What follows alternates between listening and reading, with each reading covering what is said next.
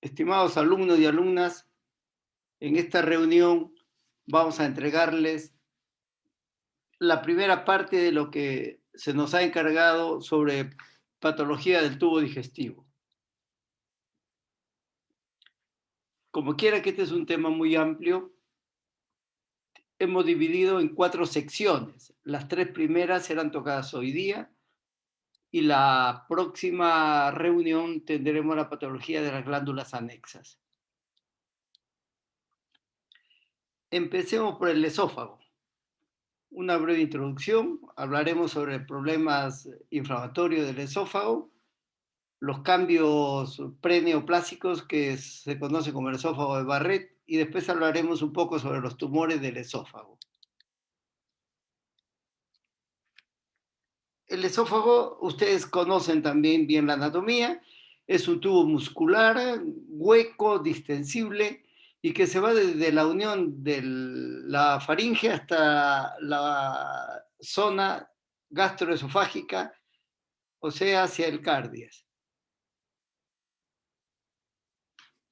La histología, es interesante esto, mantenerlo siempre, es una mucosa de tipo escamosa.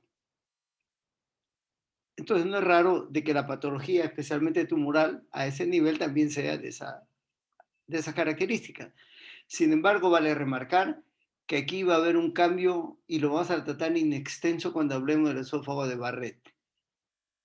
La mucosa hacia abajo se continúa con la lámina propia, con la submucosa y la muscular propia. Vale decir que en la histología del esófago no se reconoce, no se encuentra la serosa, que es uno de los factores que condiciona a veces la propagación de las lesiones neoplásicas por fuera de la pared del esófago. La función del esófago es muy simple, es conducir el contenido alimentario y los líquidos que van desde la faringe hacia el estómago, y una de las funciones también trascendentes que tiene es, a través de los esfínteres, es de evitar la regurgitación.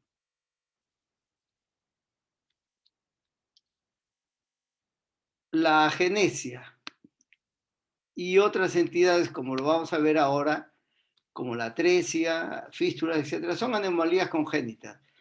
Las anomalías congénitas en el tubo digestivo se presentan desde del tubo digestivo, diría, si vamos a hablar también de tubo digestivo o del sistema digestivo comprometiendo a la boca también, labio leporino, malformaciones en el paladar, etc. Pero si ya vamos al tubo digestivo propiamente del esófago hacia abajo, hablamos que está comprometido, puede haber malformaciones congénitas desde el esófago hasta el ano, terminando con el ano imperforado, en este caso una agenesia esofágica que es un poco rara, muy rara. Las atresias más bien son unos adelgazamientos y que el esófago está transformado, si se quiere, hacia un cordón fibroso muy delgado, obviamente sin luz. Obviamente también en este momento necesita una reparación pronta o una habilitación para que la criatura se pueda alimentar. Otra anomalía son las fístulas. Estas pueden ser completas hacia un bronquio o hacia la tráquea, o en todo caso tener solamente, es decir, una conexión directa del esófago hacia la tráquea o hacia el bronquio, o hacer una verdadera fístula y que pase también el estómago.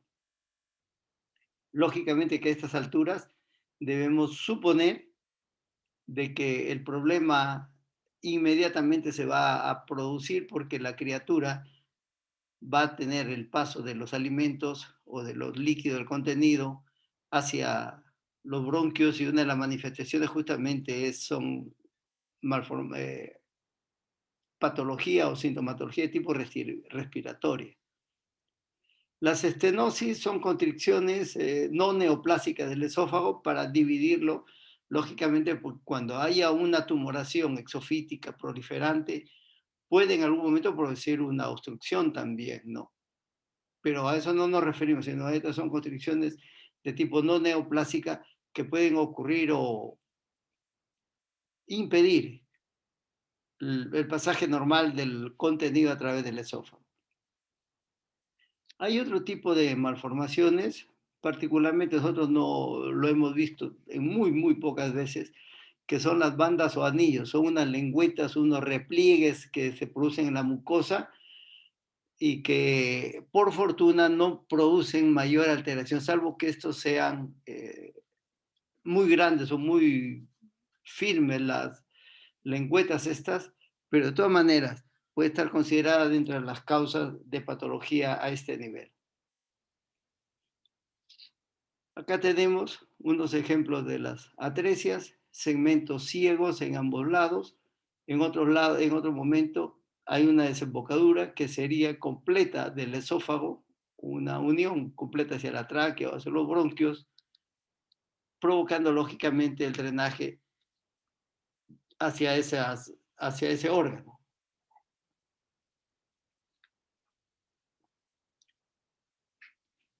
Algunas lesiones asociadas a disfunción motora. La acalasia. ¿Qué es la acalasia? Por definición, es la dilatación progresiva del esófago situado próximamente al esfínter esofágico inferior. Es decir, del cardias hacia arriba se va dilatando. Nos vamos a referir en estos casos solamente a las lesiones asociadas a disfunción motora, porque puede presentarse otro tipo de acalasia, pero relacionado con patología infecciosa como es en la enfermedad de Chagas, por ejemplo. Hay una triada clásica de la acalasia, por eso hablamos de disfunción motora. Hay ausencia de peristaltismo. Existe una relajación parcial o incompleta del esfínter esofágico inferior en el momento de la deglución. Por eso relajación parcial o incompleta, por lo tanto, no puede pasar adecuadamente el contenido. Y también un aumento del tono basal del esfínter esofágico inferior por una serie de problemas funcionales, como le repito, en la que intervienen muchas sustancias. Los síntomas serán la dificultad para tragar, para deglutir sólidos y primero sólidos, después líquidos, una dificultad para eructar también, porque no es fácil que regrese el contenido, el gas, que se va a eructar, provocando también dolor, lógicamente. Otras lesiones son la hernia del hiato. Aquí juega un papel importante los pilares del diafragma. Entre la división, ustedes saben, del diafragma entre el tórax y el abdomen. Los divertículos, que son prominencias saculares en el esófago proximal o distal. Las laceraciones, en algunos casos por unos desgarros en el síndrome Mallory-Weiss por la exigencia o el esfuerzo que se hace para vomitar, son unos desgarros longitudinales en la unión gastroesofágica, puede ser por vómitos muy prolongados o intensos. No sería raro que también cuando hay algún descuido o algún hábito nocivo como son, por ejemplo, los bebedores, los alcohólicos, ¿no? Otro detalle que son las varices, que se sabe bien, son dilataciones de las venas, especialmente del extremo distal o el tercio inferior del esófago, relacionado con otra, no propiamente con patología esofágica, sino que es la repercusión de otro tipo de patología como es la hipertensión portal, por ejemplo. Pero tienen una repercusión y una manifestación clínica muy peculiar en cuanto a la ubicación cuando éstas se complican, como es, por ejemplo, con la ruptura de las varices esofágicas en el extremo distal del esófago o en la parte proximal del estómago.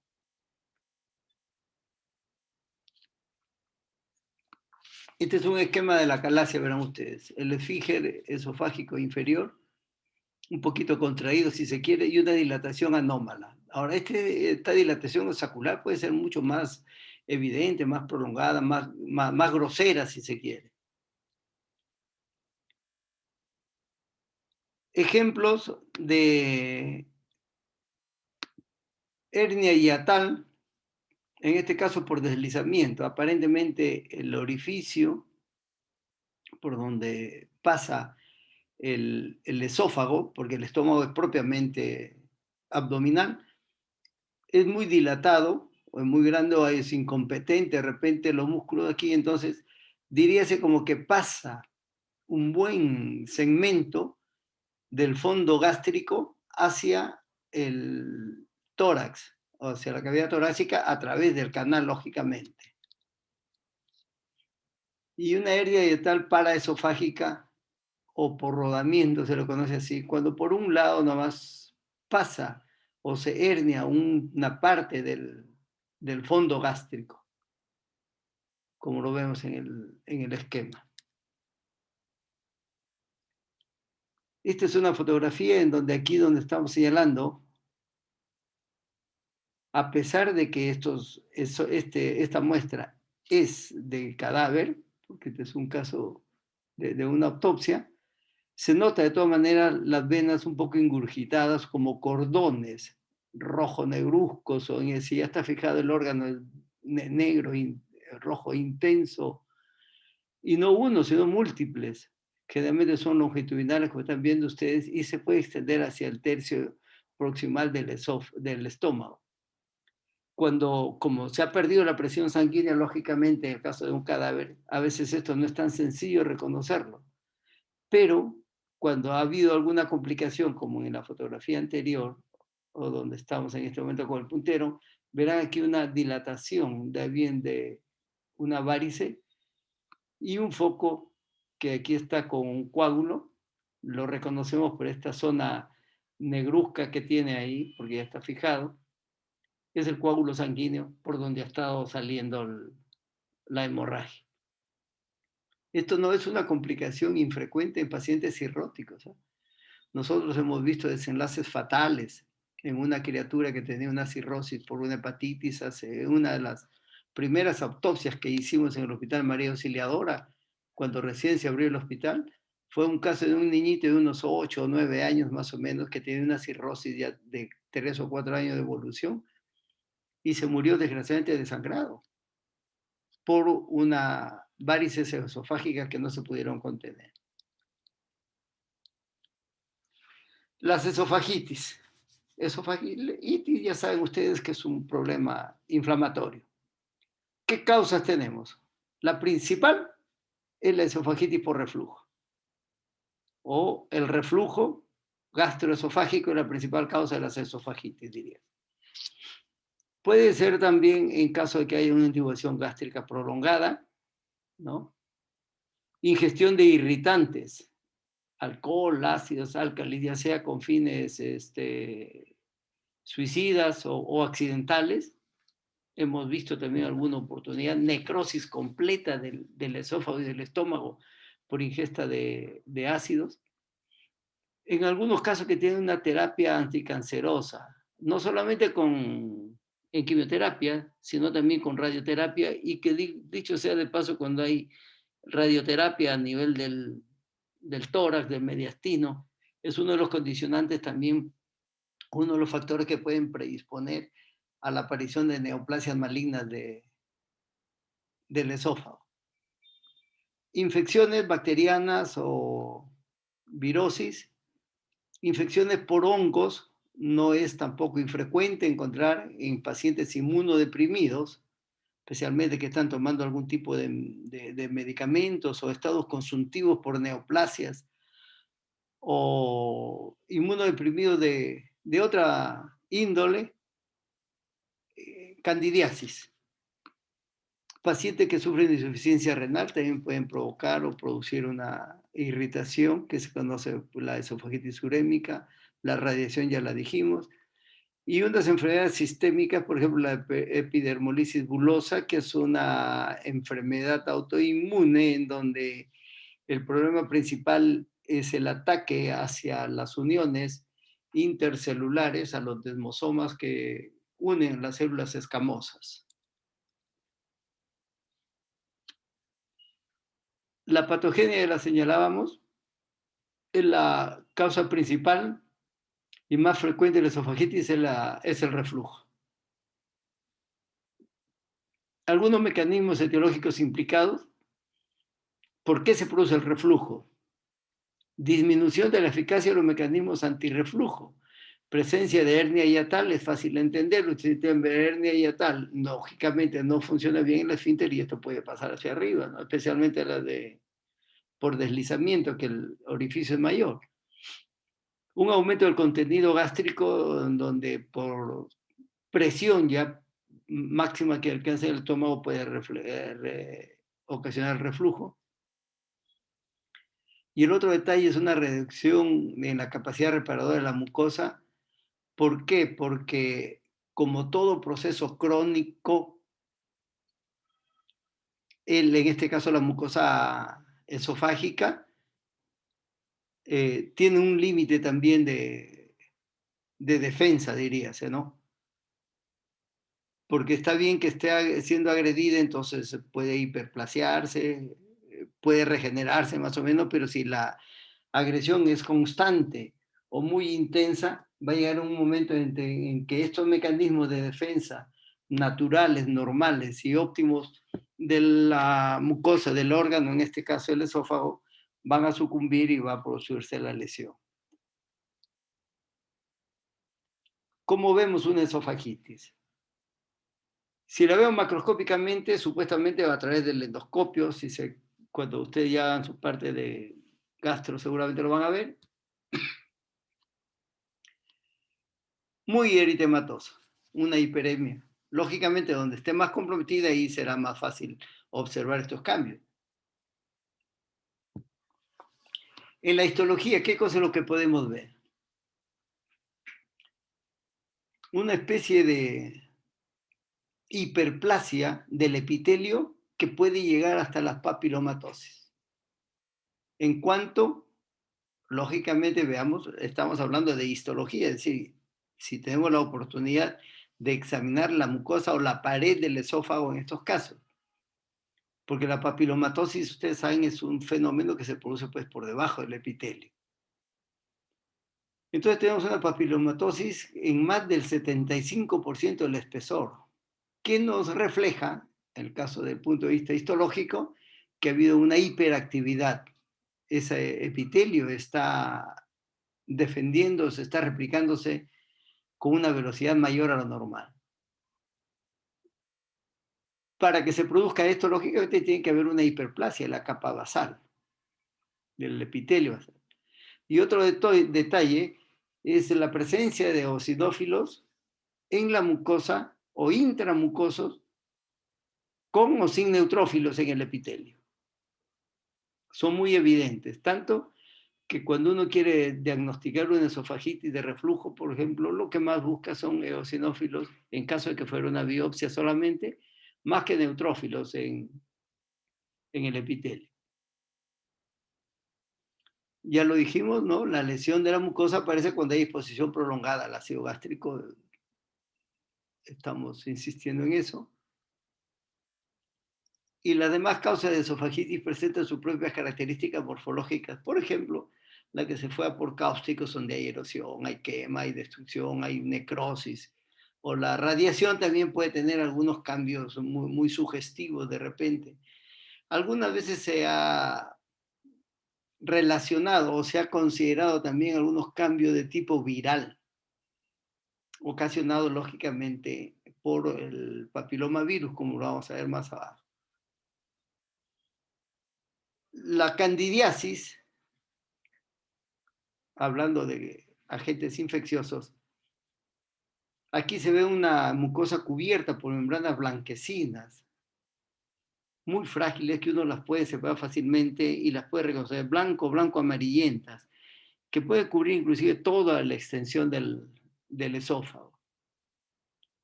Cuando es por herpes, las úlceras son en sacabocado y la histología es muy peculiar, las inclusiones nucleares.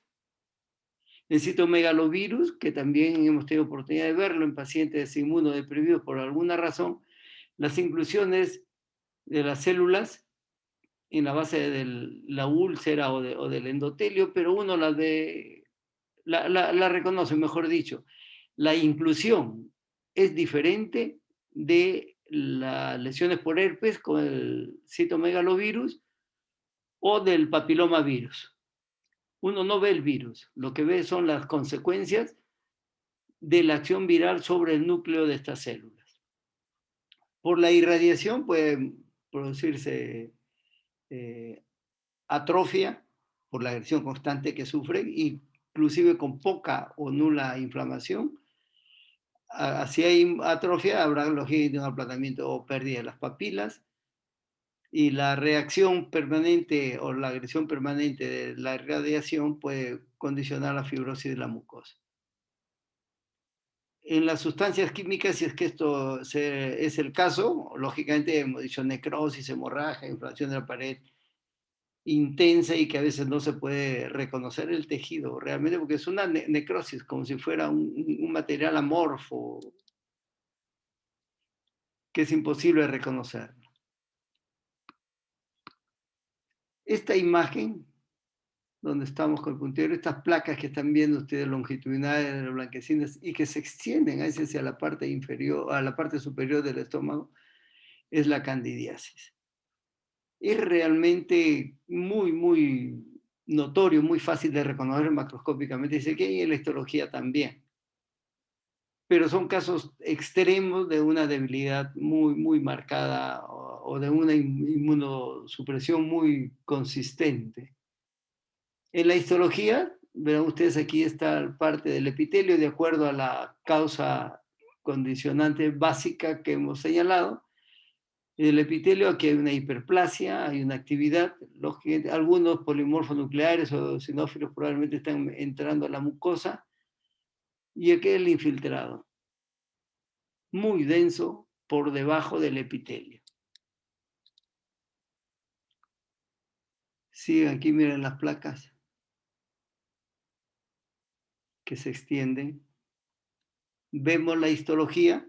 Aquí en este caso ya no solamente es una lesión grande, como verán, prácticamente en la mitad inferior del esófago.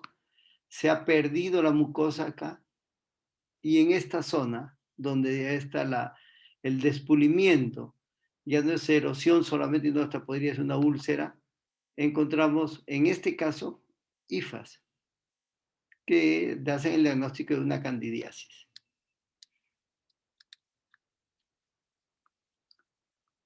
En otros momentos son estas úlceras que son aisladas o, como decimos, que no necesariamente son extensas, y en la histología se traduce por este aspecto citológico que son las inclusiones herpéticas. Miren ustedes cómo estas células, que deberían ser iguales o muy parecidas a las de acá, miren, pero comparen el tamaño y la forma de los núcleos, el tamaño y la forma de las células. Inclusive aquí aparentemente son como algunos autores señalaban los núcleos como en oruga, ¿no? Es decir, es tan grande que trata de arremolinarse el núcleo, en fin. Pero histológicamente nosotros, el que tiene alguna experiencia en esto ya la reconoce como tal. Entonces esto es una esofagitis. Aquí estamos reconociendo, mejor dicho, el agente causal. La clínica de la esofagitis. Adultos mayores de 40, pocas veces en lactantes y niños. Los síntomas ya lo hemos dejado entrever. Cuando es muy severa, puede llegar a provocar una hematemesis o una melena, lógicamente por sangrado, ya en este caso, ya no solamente habría una inflamación, sino una erosión, una ulceración probablemente de la mucosa. Depende lógicamente mucho también del agente o del factor desencadenante. Si es que es la ingesta de un álcali o una instrumentación. A veces el dolor es tan intenso que se confunde con un ataque cardíaco, dice. Complicaciones, que solamente la esofagitis no se quede en esofagitis, sino que se ulcere, ya se hace una lesión mucho más profunda, más seria. Ya lo dijimos, sangrado, hemorragia, estenosis como proceso cicatricial posterior. No es raro que esto se produzca también en pacientes que tienen una esofagitis de larga evolución y después se produce una estenosis, no neoplásica, obviamente. Tendencia a la aparición o al esófago de Barrett, dependiendo de la causa también condicional. Y ahora ya entramos a lo que es el esófago de Barrett. Aquí es una metaplasia del epitelio escamoso, generalmente del extremo distal del esófago, por un epitelio de tipo gástrico primero, pero después hacia de tipo intestinal. ¿Por qué se produce esto? Esto tiene una relación directa con el reflujo gastroesofágico. Entonces, esta mucosa, como ya no es escamosa, lógicamente es más frágil y tiene otra histología. Si continuara el proceso del reflujo, esta lesión metaplásica va a virar después a ser displásica y después va a ser neoplásica. Entonces, ya hay poca duda, mejor dicho, todos, ya en todos los autores están de acuerdo en que el esófago de Barrett debe considerarse, y así lo hacemos acá también, como una lesión preneoplásica. La patogenia para el esófago de Barrett, lo que estábamos diciendo, reflujo gastroesofágico prolongado y recidivante. Esto lógicamente provoca una inflamación y luego una ulceración del epitelio escamoso. La curación aparente produce una repitelización, porque si no, no sería pues curación, ¿no? La úlcera, por definición, es la pérdida de los epitelios. Entonces, las células totipotenciales comienzan a reproducirse también para poder cubrir esa pérdida, las cuales según unas condiciones de un pH bajo con el esófago distal, se diferencian hacia sentido gástrico, cardialo-fúndico y después hacia intestinal. ¿Por qué? Porque supuestamente estas células, este componente celular, es más resistente al ácido. Por algo están o forman parte de la histología normal del estómago o del intestino. En desmedro de eso, lógicamente, pierden su función o la capacidad para la que ha sido diseñada desde el inicio. ¿Cómo vemos la macroscopía? Obviamente in situ, ¿no? Cuando todavía está a través de la endoscopía, diríase, ¿no? Una visión directa, para no hablar de una biopsia. La mucosa es roja, aterciopelada, localizada entre la mucosa esofágica, lisa, color rosa pálido, y la mucosa gástrica. Dice rugosa, color marrón claro, en fin. Porque la mucosa del esófago, como es escamosa, es realmente blanca. Blanca y se distingue bien del esófago, de la mucosa de estómago. Los endoscopistas lo describen muy bien como una lengüeta de color salmón, como que está proyectándose el epitelio, la mucosa del estómago hacia el esófago. Y lo miden, ¿no? Y ellos creo que tienen unos valores, si menos de 1 centímetro, más de 1 centímetro, pero siempre la miden. Lengüeta no recuerdo el término, pero es algo así como la larga y corta, alguna cuestión así. Vamos nosotros a la histología, que es lo que nosotros dominamos. El epitelio escamoso esofágico está presente mínimamente o está ausente, si es que es un cuadro bien definido de esófago de Barrett. Y está reemplazado por el epitelio columnar metaplásico tipo intestinal. Y esto es el que se asume es el precursor del cáncer. La displasia, como otro tipo de displasia, será de bajo grado, avanza o continúa el proceso, la injuria, se hará de alto grado y cada estadio de estos, diría, se tiene una representación histológica en el epitelio. ¿Qué complicaciones puede tener? Una ulceración focal, provocarse hemorragia y eventualmente una estenosis.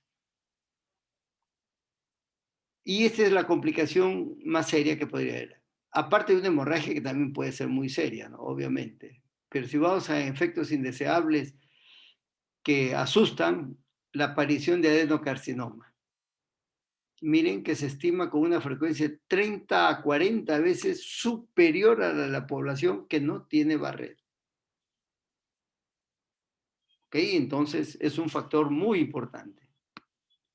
Una vez tratado el riesgo, se ha visto reversión del epitelio de barrera escamoso normal y el tratamiento, bueno, eso lo evalúa el gastroenterólogo. Quiere decir que el esófago de Barrett, antes de llegar a ser, inclusive con displasia leve quizás, si es que hay un tratamiento adecuado y se han podido eliminar los factores condicionantes de la regurgitación o del reflujo, puede hasta curarse, diríase. Cosa que ya no ocurre cuando se transforma ya hacia un adenocarcinoma. Esta es una fotografía microscópica. Acá tienen hacia la derecha donde está el puntero, epitelio escamoso, esofágico, normal. Y aquí viene el cambio, que pareciera un cuello uterino inclusive, porque el cambio es bien notorio, ¿verdad? Pero estas glándulas, mejor dicho, este componente tisular, ya no solamente glandular, sino tisular, no es propio del esófago. El esófago tiene glándulas submucosas, mucosas porque elaboran moco, pero submucosas porque están ubicadas en la submucosa del esófago. Eso quería aclarar.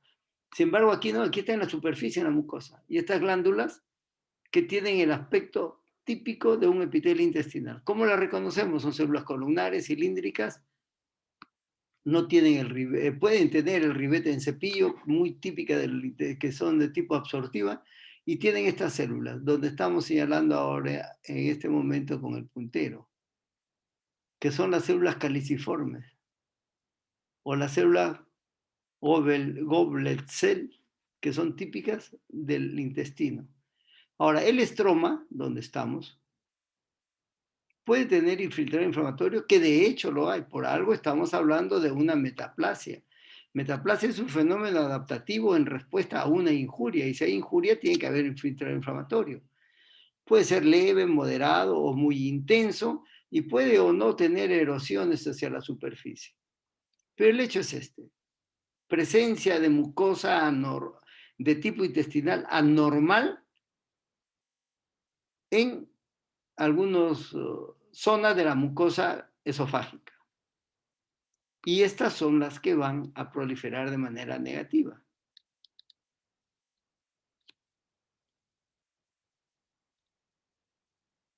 Con excepción del leiomioma, los tumores del esófago representan, dice, curiosidad médica. Por eso que no es muy frecuente, sin embargo, cuando se producen son medio feos. En general son descubiertos de forma accidental. Tumores benignos, acá tienen toda la relación, inclusive los papilomas, etc. Y el tumor maligno, que es lo que nos convoca ahora, mejor dicho, lo que nos interesa más en este caso, por la frecuencia y la capacidad que tenga de producir no solamente molestias, sino la patología y algunos casos el deceso, ¿no? El tumor maligno, de lejos, el más frecuente es el carcinoma escamoso. 90-95% de los casos de carcinoma de esófago son escamosos o epidermoides. Pueden estar localizados en toda la extensión o en cualquier extensión del esófago, pero preferentemente están hacia el tercio medio. Pueden ser planos, proliferativos o ulcerados, infiltrantes.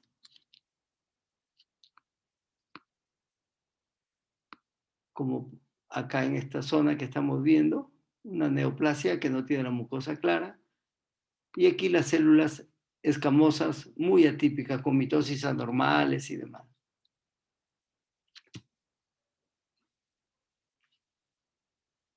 El carcinoma escamoso del esófago.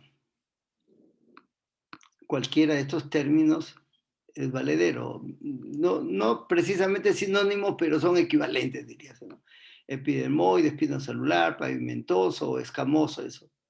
Igual que cualquier otra parte donde hay epitelio escamoso.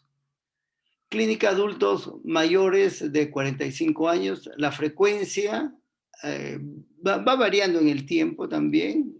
Teníamos otra referencia nosotros, ahora dice que está alrededor de 4-1 más o menos, predominando hacia el sexo masculino. Tiene una alta incidencia en algunos lugares del globo. Es más frecuente en China, Irán, Brasil tiene un alto porcentaje también de este compromiso, Puerto Rico, Sudáfrica, en fin.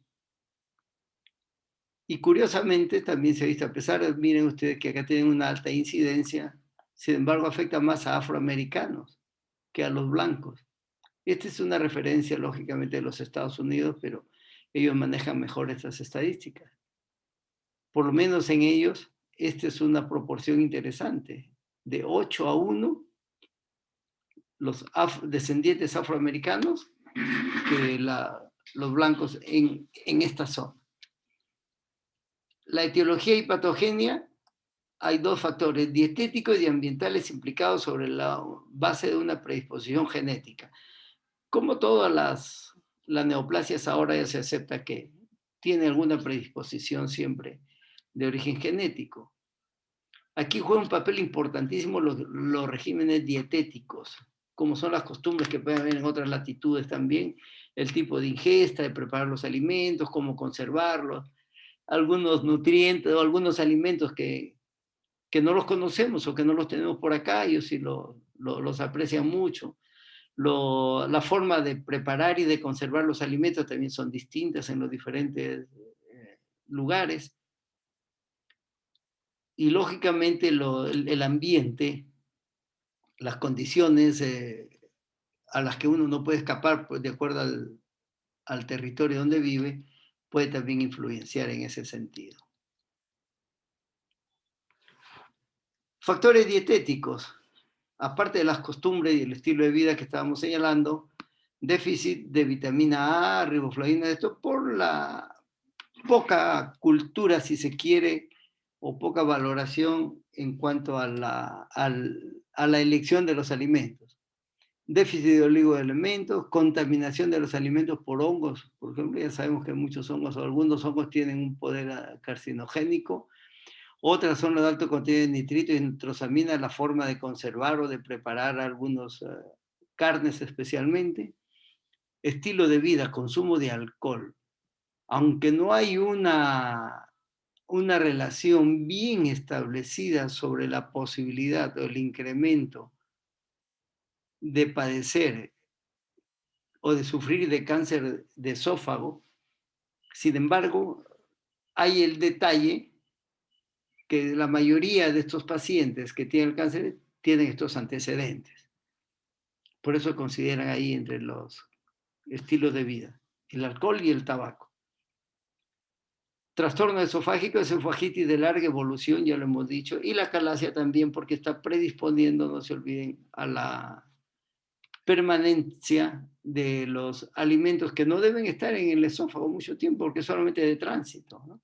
Entonces pueden quedar algunos irritantes que en condiciones de tránsito nomás no producen alguna alteración, pero cuando se acumulan puede lesionarlo.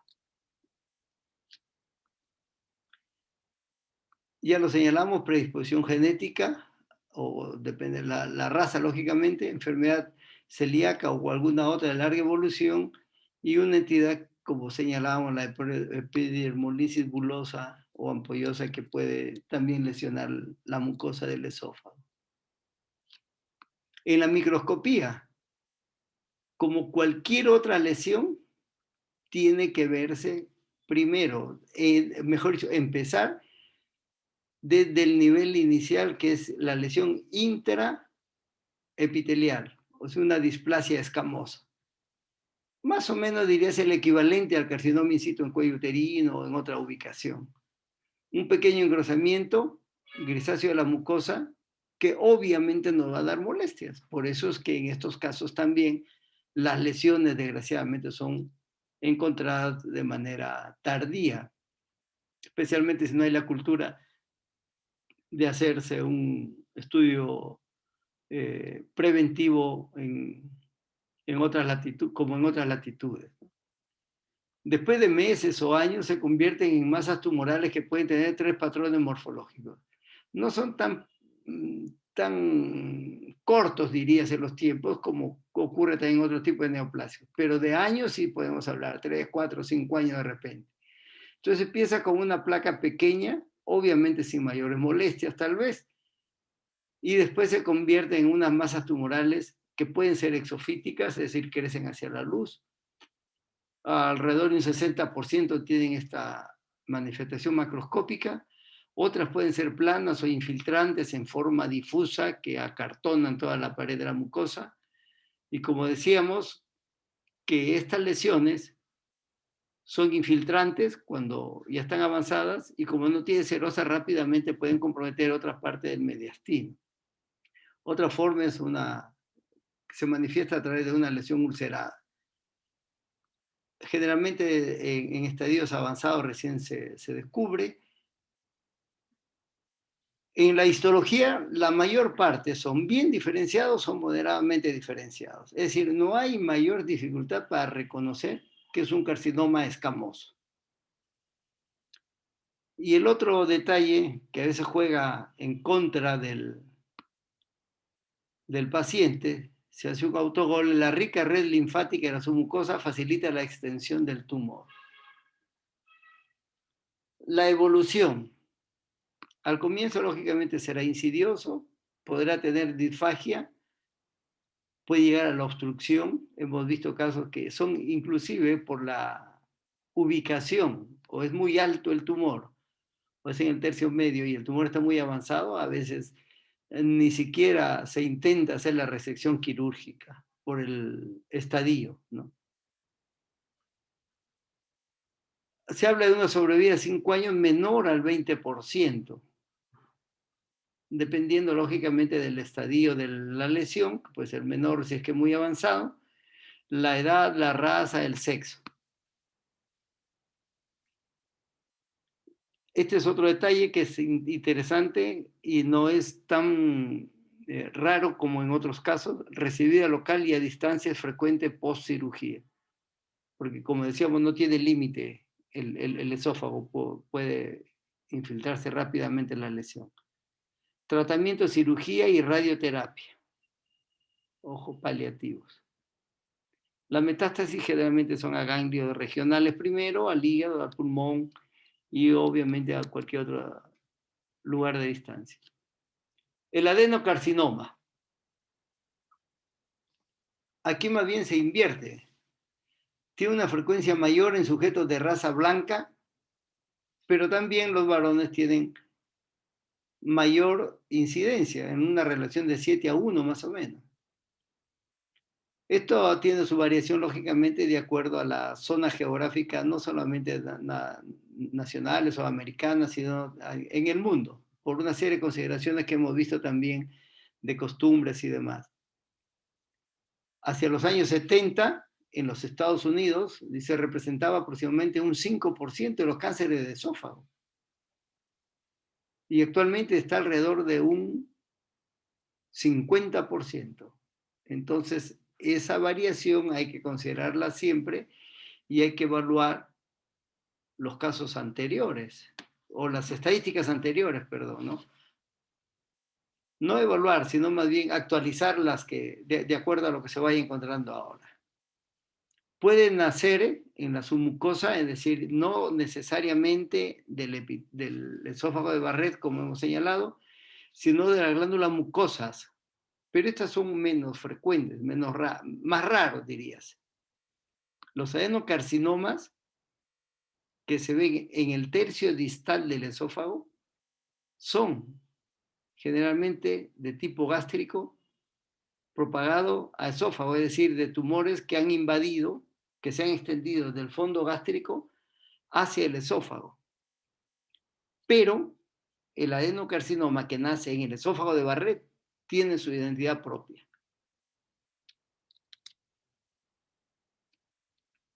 La macroscopía, en el supuesto que nazca recién en la mucosa esofágica, inicialmente placas planas o elevadas, con el tiempo se pueden hacer nódulos que pueden alcanzar algún tamaño, como hasta 5 centímetros, y la histología son adenocarcinomas mucosecretores y en algún caso pueden presentar diferenciación intestinal muy típica y en otros casos estar constituidos solo por células en anillo de sello, es decir, menos diferenciados.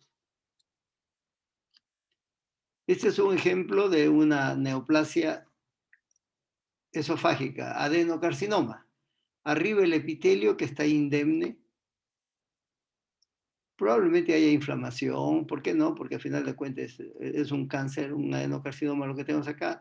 Pero por debajo del epitelio verán ustedes esta proliferación grande, excesiva de estructuras glandulares y algunas aparentemente ya quísticas conteniendo moco. Esto sería un adenocarcinoma entre bien y moderadamente diferenciado.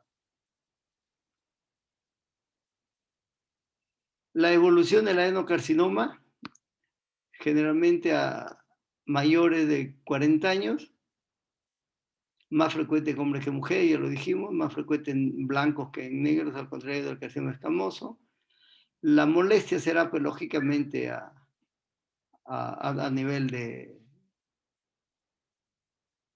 dificultad o molestias para alterar al deglutir. Puede haber disminución de peso si es que ya la lesión es un poco o muy avanzada. Como se necrosa o se ulcera, puede provocar hemorragia, dolor torácico y vómito. La supervivencia a 5 años depende, como en otros casos también, de las neoplasias avanzadas. Dependerá del estadio en que, y la intervención, si es que hubo tiempo o no para hacer una resección de repente.